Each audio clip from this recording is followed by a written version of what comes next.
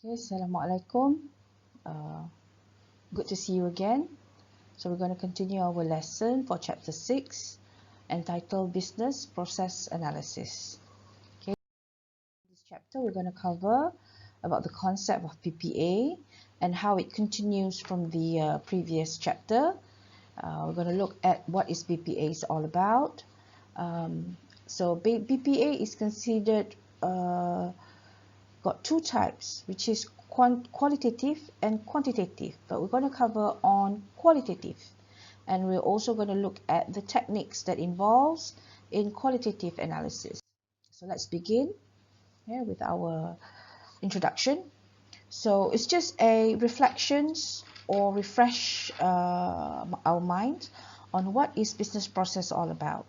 So business process is just sequence of steps that have start and end, and then it's given a purpose, or things that it need to achieve in the organization.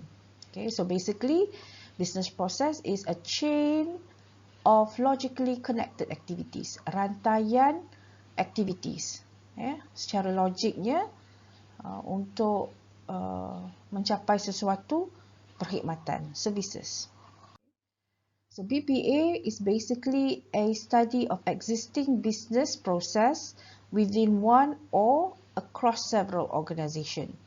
Kita tahu proses ini bukan event. Proses adalah rantaian activities. So rantaian activities ni mungkin involve satu ataupun beberapa department dalam organization. Okay. So its primary goal is to understand the attribute of business process and relationship among them. So basically BPA is about to study the relationship and its attributes. So BPA is also known as a methodology to understand the health of different operations within a business to improve process efficiency. Ia adalah satu analisis untuk kita tambah baik proses yang kita ada untuk kecekapannya. It is specialized method within a broader context of business process management to analyze whether the current processes are meeting their goals. So BPA ni macam semakan semula quality audit, jaminan quality akan proses-proses yang kita ada dalam department ataupun business function yang ada. So basically BPA helps to increase efficiency and effectiveness. Sebab apa? Continue to produce a good performance, operation performance, and to remain competitive. So next kita akan pergi. Okay.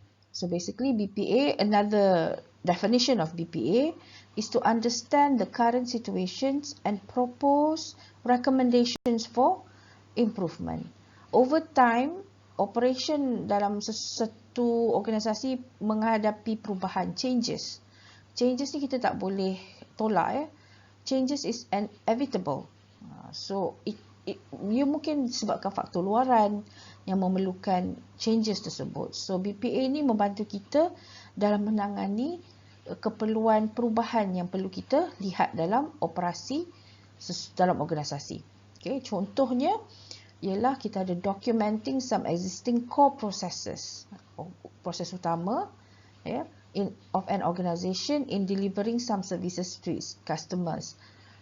Nombor dua, example ialah describing procedures, or standard procedures, or SOP. Identifying quantitative indicators related to a specific process, for example, number of documentation, number of steps. Kita nak simplifykan step tu ke? Kita nak simplify the documentation ke? So kita tengok juga dekat mana bottlenecks yang ada, analysis of bottlenecks or redundancy. Sebab kita tahu bottlenecks dan redundancy menyebabkan operasi dalam organisation tu tidak cekap, tidak berkesan. So we want to identify where is the bottleneck and improve at that particular spot, particular process, or identify what are the redundancy. Sebab redundancy ni akan memakan banyak ruang dari segi database ke, paper ke, file ke. So we want to reduce that. So that is the usage of BPA. So kenapa kita conduct BPA? Ia penting sebab kita nak fahami, to understand attributes of business process and its relationship across department or within department. Macam itulah. So who's involved? So 4 attributes yang terlibat iaitu who's involved, related to rules and regulation, quantitative indicators, procedures and document required. Selalunya dalam satu department tu, dalam sebuah organisasi, dia mesti identify these 4. Siapa yang berperanan. So these are the stakeholders. Stakeholders can be involved or influenced in the BPA. Alright. So dekat mana fasa BPA ni? Process analysis. Ini adalah these are the steps, the framework that we've seen before, right, on previous chapters. So process analysis is at that stage, yang mana kita melihat as is process model, proses-proses yang sedia ada, core processes yang sedia ada, tapi kita nak improvisekan ataupun kita nak simplifiekan, kita nak identify apa dia punya bottlenecks or redundancy, so that kita boleh identify weaknesses and improvise to have a better system. Okay. So basically BPA ni kita ada two types of analysis, qualitative and quantitative. Tapi untuk chapter 6 kita hanya cover qualitative. Untuk syllabus ini pun hanya sempat cover qualitative analysis. Dalam qualitative analysis kita ada 4 techniques yang kita akan tengoklah kejap lagi, iaitu value added and waste analysis. Value added and waste analysis ni konsep yang penting. Root cause analysis pun penting juga sebab it can be used commonly. Pareto analysis and issue register. So these are the 4 types of analysis for qualitative analysis dalam business process analysis. So kena ingat sikit lah all this type of analysis. So we're going to continue. Tapi kita tak akan cover quantitative. Quantitative ni dia lagi menarik sebenarnya sebab dia berkaitan dengan ada calculation sikit, numbers and figures and so on and so forth. Okay. So qualitative analysis ni terbagi, this is dia punya relationship lah. First we're going to look at value added and waste analysis, and then root cause analysis, and how these types of analysis would become an input or reflections of issues register and Pareto charts. So we look at the first one, value added analysis. So what is value added analysis? Basically is a technique aimed at identifying unnecessary step.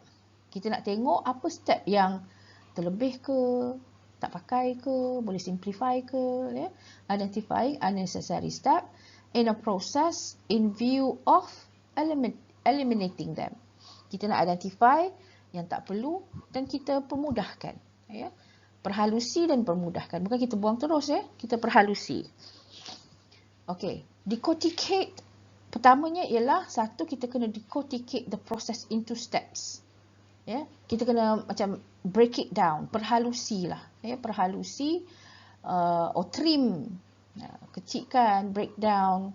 So decorticate ni is basically to trim down, process into even smaller steps. Okay. So what are the steps performed before a task? Sesuatu task. So the task itself possibly decomposed into smaller steps. Ni decomposition lah. Decompose from, to complete a task dia ada beberapa sequence of steps yang terlibat. Steps performed after a task in preparation for the next task. So apa steps yang in continuity to the next task. So kita kena perhalusi itulah. Okay, but then again, untuk setiap proses dan its steps and its tasks tu, kita kena buat classifications sedikit. So what of classification involves? the classification involves value adding, kita panggil dia sebagai VA, business value adding, BVA, and non-value adding, NVA. So, value adding ialah contributes to the outcome the customer wishes to see. Business value adding perlu kepada organisasi ataupun department, tetapi tak perlu pada customer. Okay? Macam dalaman lah. Ya? Non-value adding ialah bila kita tak boleh nak identify sama ada ianya VA or BVA. Okay? But then still kena identify. So, value adding activity ni kita kena maximizekan dia. Sebab apa? Itu customer yang paling nak satisfaction kepada customer. So, we have to maximize it. Yeah? So, what are the criteria? For example, criteria of question lah. Is the customer willing to pay for the step? Would the customer agree that this step is necessary to achieve their goals? And so on so forth. Example dia ialah order to cash process. Contoh order to cash process yang dalam step yang dalam value adding ni, yang contribute kepada value adding ialah confirm delivery date. Is a value adding task dalam order to cash process. Deliver product is also value adding. Another example ialah dari university admission process yang mana assess application is value adding. Notify admission outcome pun value adding. Ini dia punya classification. Business value adding activities pula kita nak minimizekan dia. We minimize sebab ianya tidak memberi kepuasan kepada customer tetapi penting untuk kita punya dalaman. Business to operate. It's necessary or useful for the business to operate. Why? Because we might use the data to find pattern, to find trend, to forecast things. It gives us something meaning. So it's not for the customer but for the organization. Okay. For example here, is this step required in order to collect revenue, to improve or to grow the business? Dia lebih kepada strategic punya meaning lah. So dekat sini nanti kita boleh buat data mining, business data analytics and so on so forth. Example here dalam proses order to cash process ni, contoh business value adding activity ialah check purchase order. Kita nak tengok berapa banyak purchase order. Ada tak function checking purchase order dalam kita punya order to cash process. Check customer credit worthiness. Kita semak sama ada customer kita ni layak untuk proceed with the purchase and so on so forth. Okay. So, university admission process. Verify completeness of application. Kenapa penting? Verify completeness of application. Penting. Sebab kita nak tengok mana yang complete application, mana yang tak complete. Sebab yang tak complete nanti akan ada next task. Check validity of language test result. So, that is important for the business to operate. So, kita minimize. Bukan buang terus, minimize. Next, non-value adding activities. Yang ini kita kena remove. We don't want so many of non-value adding activities. Sebab kalau ada non-value adding activities, dia akan jadi tak efficient. Everything else besides VA and BVA, we need to remove it out. Contohnya, handovers, contact switches, waiting time, delays, rework or defect correction. This we need to remove. Contohnya dekat sini, order to cash, forward PO to warehouse, resend confirmation, receive reject products. So we don't want this in our system, in our automation nanti next chapter. Ini contoh-contoh dia. So kita dah lihat antara value added, business value adding and non-value adding. So mana satu yang kena maximize, minimize dan remove. I hope setakat sini kamu faham. Alright, ini adalah example proses yang kita ada. Contohnya dekat sini, equipment rental process. So, kita ada build IT. Build IT ni pun ada dalam textbooks, case study dia. Boleh refer case study build IT dalam textbooks. Yang mana kita ada site engineer, clerk dengan work engineers. Okay. So site engineers adalah engineers yang berada di site perlukan new equipment ataupun request. Dia nak submit equipment rental request and then give it to the clerk, and then the clerk would check for its availability and then pass ke works engineer to review the rental request and then create PO if it is approved. And then kalau rejected request, request back. Kat sini kita tengok, okay, submit, fill request, send request to clerk. So kita kena identify mana satu VA, mana satu VBA, BVA dan mana satu NVA. Okay. Next, fill request adalah VA. Send request to clerk is non-VA. Okay. Okay. So send request to clerk is non-VBA, VA, non-NVA. So at the clerk side, open and read request. Select suitable equipment. Open and read request is NVA. Non-added value to the process. Okay. Select suitable equipment is value added for first time. And then check availability. And then record recommended equipment. Forward request to work engineer. So check equipment availability adalah VA sekiranya ia first time. Kalau dah second or third time, dia jadi non-effective. Record recommended equipment BVA, business value added. Sebab apa? It gives us, benda ni akan store dekat, semua akan store dekat database. So it gives us meaning. So kita boleh buat analysis, further analysis on the trend of request equipment. Forward request to works engineer and VA. Maksudnya kita tak perlu request, kita just send the information to work engineer. Tak perlu another extra work request there. And then open and examine request, communicate issue, forward request back to clerk. So BVA, BVA and NVA. Tak perlu notify back to the clerk saying you dah process benda tu and so on and so forth. Okay. And then produce PO, submit PO to supplier. Okay, produce BPO is business value added. Both are required.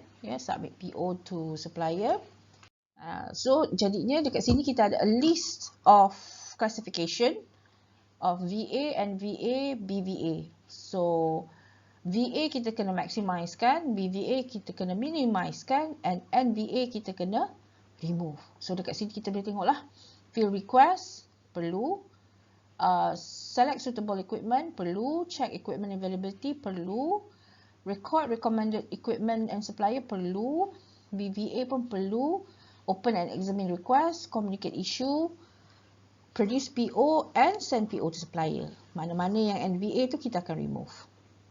Okay, I hope you get the picture here.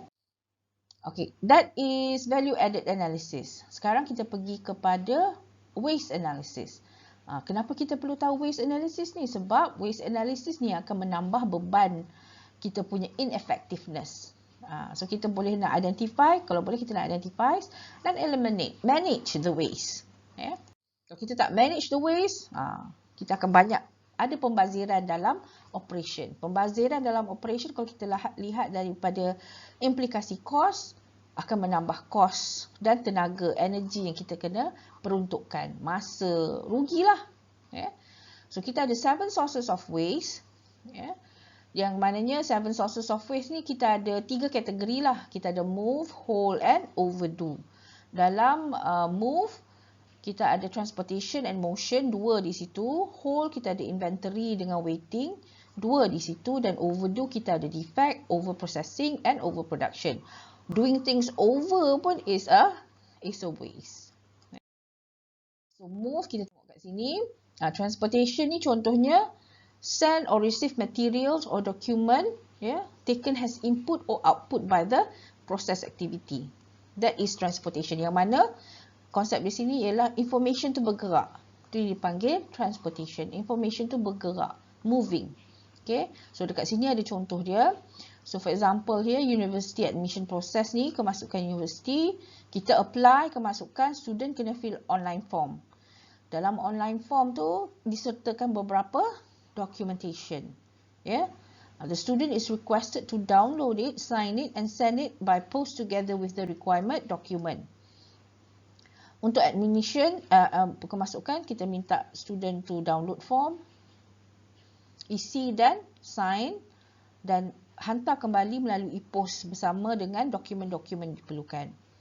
So bila dokumen tu arrive dekat admission office, officer akan check for completeness. Kalau ada dokumen missing, email akan dihantar kepada pemohon, ya, dan minta attach balik dokumen yang tertinggal. So this is basically a waste, non-complete application. Kalau boleh kita nak reduce kan, kita nak yang betul-betul complete permohonan, ya. Another motion is motion of resources internally within the process. Yang tadi tu based on input output, tapi ini adalah dalaman dia, common in manufacturing processes but less common dalam service processes. So kita harap ada kita boleh faham kat sini, sebab manufacturing ni dia lebih structured, but in service ni dia mungkin kurang sikit. Dia lebih senang di identify dalam manufacturing processes, ya. Contohnya vehicle inspection processes dan application to approval processes. Dalam vehicle inspection processes, a process worker moves with the inspection forms from one inspection base to another. In some cases, inspection equipment also needed to be moved around. Ini dalaman. Dalam first checkpoint, dia nak pakai equipment tu. Checkpoint ketiga, dia nak pakai equipment yang sama. So, we have to move the equipment. So, it's a waste as well. This is also considered a motion, but internally. Harap kamu faham ya. Okay. Second category is whole. Whole ni ialah dua kategori dia, iaitu material inventory, work in process. So this is so siapa yang nak buat sistem inventory besok, ya, dalam projek ke FYP ke, so you kena consider this supaya tak ada dalam you punya sistem, ya. So this is example material inventory work in process ni ialah vehicle inspection processes. When a vehicle does not pass the first inspection, it is sent back for adjustment and left in pending status. Pending status ni pun sebenarnya a waste. Sebab kalau banyak pending, kita nak uruskan pending tu. Pengurusan pending ni pun memerlukan masa dan is a waste. So kita kau boleh elakkan. Yeah? So another work in process ialah bila terlalu banyak application yang kita kena handle. So it's also need time to manage it. So effectiveness and efficiency element tu ada dekat situ. Yeah. Waiting for material or input data, waiting for resource, waiting for work, yang mana dia tak gerak, idleness. So it's also a waste. Okay. Overdue, correcting or compensating a defect or error. Rework loops. Defects ni kita ambil masa nak baiki dia. Okay. Proses management nak baiki ni pun satu benda yang a waste kalau kita tak manage it well. Okay. And then over processing, tasks performed unnecessarily given the outcome of the process. Benda tu tak perlu. Unnecessary perfectionism. Ya, tak perlu. Okay, so tu ada contoh-contoh dia. Overproduction, unnecessary process instances are performed, producing outcome that do not add value upon completion. Yeah, that is overproduction. Okay, tu ada contoh dia. Saya harap kamu boleh classify antara value added analysis and waste analysis. So kita tengok on waste, rental process. Okay, so kita ada sama juga dia punya contoh. Send request to clerk, is classified as transportation waste. Yeah. Forward request to clerk engineer, work engineer is also transportation waste. Defect is also a waste. Overpricing is also waste. So kita identify benda tu. Supaya bila kita nak buat improvisation, kita boleh jimat masa. Kita boleh improvise according to what the worker want ataupun the system want or the customer want. So automation dia lebih mudah. Okay. So ini adalah wastes yang kita identify itu. Okay. Ini penting untuk kita. Then bila kita dah identify the value added analysis and waste analysis, kita start to issue register. Okay. So the purpose of issue the register ni is basically to maintain, organize and prioritize perceived weaknesses of the process. So weaknesses yang kita identify dalam proses tu adalah isu. So pengurusan isu adalah penting. Yeah.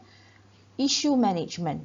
Sebab itu adalah weaknesses dalam business process management. So kebanyakan proses dekat Malaysia kita punya mentality lah. Kita masih lagi kurang dari segi issue register management ataupun issue management. Sebab maintenance dekat Malaysia ni selalunya kita ignore. So sources of issues antaranya ialah input to BPM project, collected as part of ongoing process improvement actions, collected during process discovery iaitu pada modeling level, and then value added and waste analysis. This is how issue register kita identify. Kita kenal pasti isu ni melalui sources tadi tu. Input to BPM, kita collect masa improvisation, kita collect masa modeling, kita buat analysis. So that is issue register. So issue register structures basically dia ada table yang mana dalamnya kita ada issue identifier, short name, description, assumption, quantitative dan qualitative, possible improvement action. So the larger process improvement project might require issues. Saya tak nampak pula tu. So issues example, these are the example. So dia dah masuk quantitative ni. Bila dah masuk assumption dengan quantitative impact, dia dah kena ada facts and figures. Tapi kita tak sempat nak masuk dalam syllabus kita untuk quantitative. So kalau peringkat kualitatif ni kita boleh buat issue name dengan description. Okay, ini adalah table yang dimaksudkan tadi. So ini penting sebab these are the findings. Ini adalah findings yang kita boleh guna untuk improvise, meningkatkan effectiveness dan efficiency operation kita. So tadi issue register. Another one is Pareto chart. So basically Pareto chart kita gunakan untuk visualize issues yang kita ada. Pareto chart kita visualize, prioritize, manage issues yang kita ada. As I said, issue dalam business process management ni adalah weaknesses pada proses. So it's useful to prioritize the collections of issues. Bar chart where the height of the bar denotes the impact of each issues. Bar sorted by impact, from probably weak to strong impact. Superposed curve of cumulative percentage effect. Okay, so this is Pareto chart. This is an example of Pareto chart. So it represents a lot of data at one go, and it gives some sort of insight for the management to see. Okay, here example. Dia ada chart, a bar.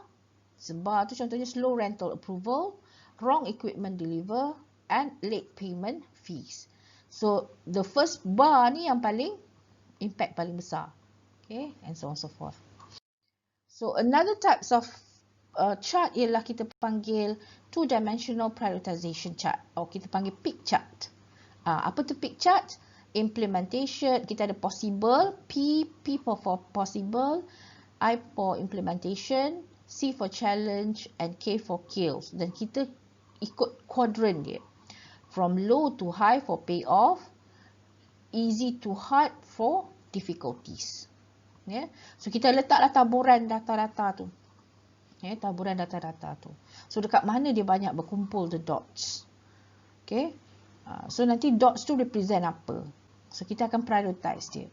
Kalau possible kita buat.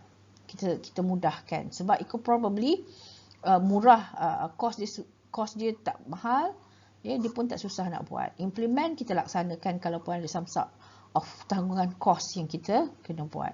Challenge mencabar tetapi mungkin ia memberi pulangan yang lebih tinggi. Kill something that we need to remove or stop or something else. Yeah. Okay. That is for BPA. Another types of BPA is like called root cause analysis. Ini dah masuk bahagian teknik ya. Ini dah masuk bahagian teknik. So antara teknik yang kita akan tengok pada teknik pertama ni ialah root cause analysis. Okay. What is root cause analysis? Apa gunanya ya? It's basically to help analysts identify and understand the root causes of problems or undesired event. Commonly used in the context of accident or incident analysis, as well as in manufacturing processes, where it is used to understand the root cause of defect of a product. So that is where it's originated. Kita nak tengok defect product, apa punca dia. In the context of business process analysis pula, root cause analysis is helpful to identify and to understand the issues that prevent a process from having a better performance. So this is more towards service kind of process. Kita guna root cause ni untuk kenal pasti apa masalah yang hinder us, yang menghalang kita daripada perform better. So dia ada dua teknik kat sini, namely cause and effect diagram, atau kita panggil fishbone diagram, dan juga YY diagram. Okay, YY diagram. So basically dia ada factors dan issue serta hubung kait dia dekat sini. Factors to issue basically kita pakai cause and effect diagram untuk memperlihatkan kedua-dua factors dengan issue. Kita akan pakai cause and effect diagram. Tapi bila kita nak identify issues dengan factor satu hala saja, maka kita pakai YY diagram. Okay. So ini adalah YY diagram, contoh issues, kita kembangkan dia, kita cambahkan dia. YY diagram ni dia ada up to level 5 levels of nesting. Ataupun the 5 Ys. Issues dia. So what is the contributing factors? Apa factors dia? Macam-macam lah kita boleh lihat, positif ke, negatif ke, and so on so forth. That is YY diagram. Adalah contoh YY diagram. Site engineer keeps equipment longer than needed. Itu isu dia. So kita break down lagi. Site engineer fear equipment will not be available later. Itu yang dia keep the equipment. And then time between request and delivery take too long. So two issue dia. That's why they keep the equipment with them. Excessive time spent in finding suitable equipment and approving, terlalu lama dia nak buat proses tu. So time spent waiting for the work to check request adalah isu yang diikutkan dengan time spent by clerk to check multiple requests and so on so forth. So this is the usage of YY diagram. So ni cause and effect diagram. Cause and effect diagram ni kita ada isu berserta dengan causal factors dia. Causal factors ni selalunya dia represent 6M. 6 M's. Measurement, material, machine, method, man, and milieu. So 6 M's. So the first bones tu, this is the backbone dia. Yang biru tu backbone dia menuju kepada isu dia. The tulang-tulang belulang dia tu terbahagi pada primary and secondary. So secondary tu tulang kecil lah. Primary tu tulang yang bercambah daripada tulang yang utama tadi.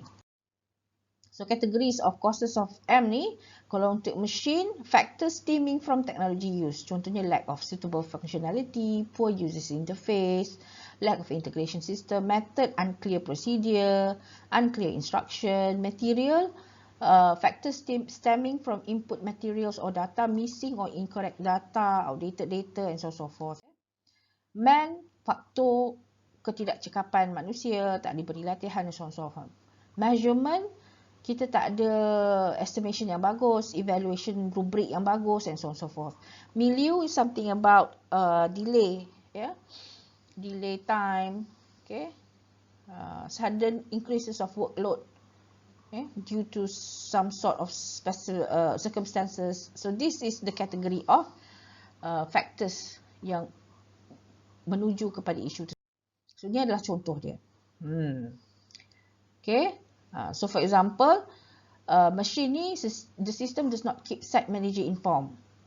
Isu dia ialah equipment rejected at delivery. So isu ni satu yang besar. So apa benda-benda yang berkaitan dia dan apa kategori yang dia kaitkan dengan faktor tersebut. Ini adalah factors dia, ini adalah isu dia. So cause and effect diagram lazimnya diguna pakai oleh kebanyakan organisation. Ya. So kita dah tengoklah bagaimana apa itu value adding, apa itu business value adding, apa itu non value adding, apa itu waste analysis, and then apa itu teknik teknik. So benda-benda ni yang kita akan cover chapter 6. Dan mungkin saya akan buat latihan lah based on this for your second individual assessment nanti. Okay. Jangan lupa baca chapter 6 dalam buku Dumas ya. Chapter 6 buku Dumas untuk chapter 6 slide ni. Okay. Sekian, terima kasih.